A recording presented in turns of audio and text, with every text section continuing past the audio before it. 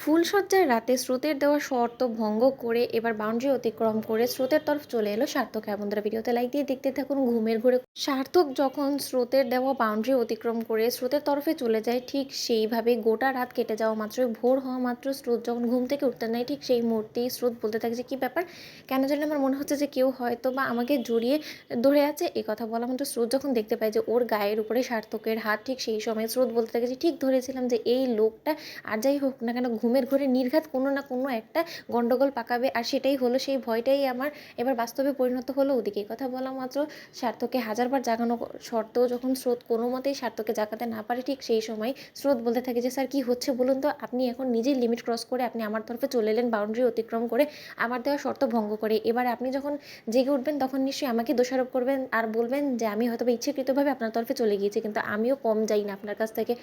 এবার আপনার যত পর্যন্ত না ঘুম ভাঙছে তত পর্যন্ত আমি এরকমভাবেই শুয়ে থাকবো, আমিও দেখাবো যে কে ঠিক আর কে বেঠিক, আর কে ঘুমের ঘরে সব কিছু ভুলে যায়। ওদিকে এই কথা বলা মাত্র সার্থকের ঘুম ভাঙা মাত্রই স্রোত বলতে থাকে যে স্যার আপনার ঘুম ভেঙে গিয়েছে, এবার নিশ্চয়ই আপনি আমার উপরে দয়া করে আপনি আমাকে ছেড়ে দিবেন। এই কথা বলা মাত্র সার্থক বলতে থাকে যে তোমাকে আমি কখন জড়িয়ে ধরেছিলাম বলো তো যে তোমাকে আমি ছেড়ে দেবো। তখন এই কথা বলা মাত্র স্রোত বলতে থাকে যে কেন স্যার, আপনার কোনো কিছুই মনে পড়ছে না না যে কাল রাতে আপনি ঘুমের ঘোরে আপনার বাউন্ডারি অতিক্রম করে আমার শর্ত ভঙ্গ করে যে আপনি আমার তরফে চলে এসেছেন, আর এর নমুনা হিসেবেই তো এখনও পর্যন্ত আপনি আমাকে জড়িয়ে ধরে আছেন, তাও আপনার লজ্জা হচ্ছে না।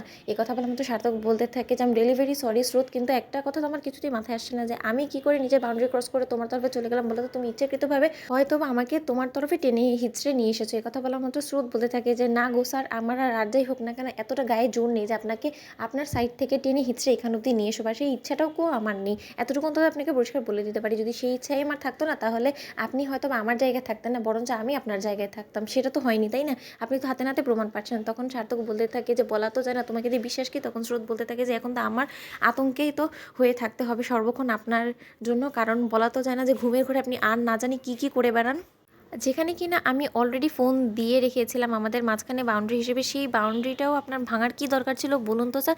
তখন সার্থক বলতে থাকে যে দেখো আমার বেডরুম আমার খাট, আমি যেখানে ইচ্ছে সেখানে ঘুরতে পারি, সেখানেই আমি যেতে পারি, কিন্তু তাই বলে তুমি আমাকে লিমিটেশন ঠিক করে দিবে সেটা তো আর কোনো মতে আমি মেনে নিতে পারি না, তাই না স্রোত। তখন এই কথা বললাম তো স্রোত বলতে থাকে যে স্যার আপনি আপনার দোষ ঢাকার জন্য কত মিথ্যাচারই না এখন করবেন, আসলে আপনার কাছ থেকে এই জিনিসটা আমি মোটেও এক্সপেক্ট করিনি। ওদিকে সার্থক বলতে থাকে যে ঘাট হয়ে গিয়েছে বাবা, আমার অন্যায় হয়ে গিয়েছে, আমাকে ক্ষমা করে দিও, এরকম পাপ কাজ আর আমি কোনোদিনও করবো না, আর এই দুঃসাহস করারও চেষ্টা করবো না। দেখি এই কথা বলার মতো স্রোত বলতে থাকে যে এই কথাটা আপনি যত তাড়াতাড়ি বুঝে যাবেন সেটা আপনার জন্যই ভালো, কারণ এখন আপনাকে একটা জিনিস মনে রাখতে হবে অন্তত 1 বছর যে এই ঘরে শুধুমাত্র এখন আপনার অধিকার নয়, এই খাটের উপরেও আমাদের দুজনের অধিকার আছে, তাই আমাদেরকে সমানভাবেই ভাগাভাগি করে এই ঘরে থাকতে হবে। তো বন্ধুরা, ভিডিওটা ভালো লাগলে লাইক, কমেন্ট, শেয়ার, সাবস্ক্রাইব করতে ভুলো না।